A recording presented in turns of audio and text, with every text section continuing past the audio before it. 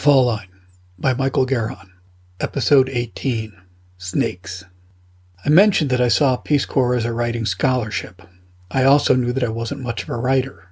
I was hoping the Peace Corps would give me the time to write a book and a subject to write about. My efforts produced my first decent manuscript called The Comindo Road. It relates how the first paved road to a village very like Pagoda brings unexpected change. While I never even submitted it to a publisher, Nancy claims to this day that it's the reason she married me. I guess it suggested I wasn't only a systems geek. Having a condo, car, and steady job probably didn't hurt either. I borrowed a lot from my experiences there. For example, my snake stories. One day I showed up at a farmer's house and noticed he had a goat tied to a nearby tree. When I asked why it was there, he told me he was having a big party the following day and he invited me to come. No one had a watch in Pagoda back then. They told time by pointing at the angle of the sun. The following day I rode back at the appointed time and found my farmer sitting on a stump looking glum. When I asked what was wrong, he hooked his thumb over to the tree where the goat had been. I spent a moment trying to figure out how he'd managed to tie a 10-foot python to the tree by a rope down its throat. No party, the farmer confirmed. Snake ate the goat.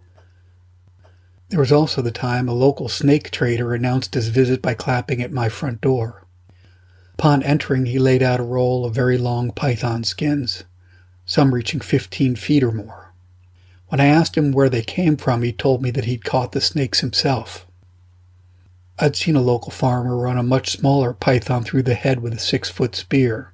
The not yet dead snake wound its body up the spear shaft and constricted until the shaft broke into pieces. Then it wiggled itself back into the woods. Given how hard it seemed to be to kill these things, I asked how he went about doing it himself. He said, "It's not that hard. I just follow them until I find the hole they live in.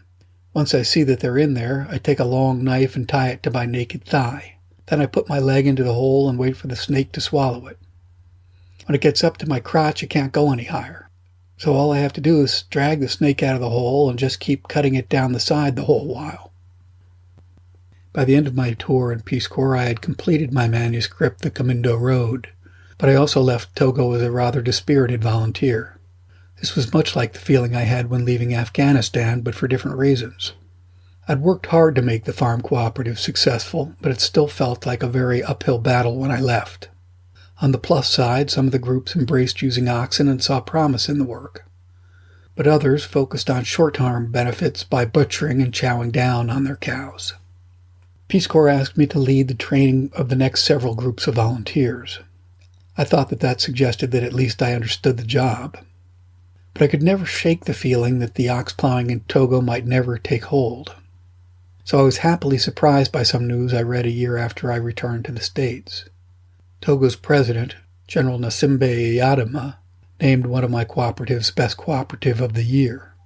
He awarded each member a new bicycle at a ceremony held in the National Stadium in the capital Lomé. Then a couple of years ago, I bumped into a woman wearing a shirt that said Peace Corps Togo. I asked if she'd been a volunteer. She said she had, and we got to talking. When she asked what program I'd been in, I told her Animal Traction, teaching oxen to pull plows. Her face turned into a puzzled frown. "We don't have any program like that," she said. I felt crestfallen, thinking about how hard many of us had worked. "I mean, why would they need it?" she asked. "Everyone in Togo uses oxen to pull plows."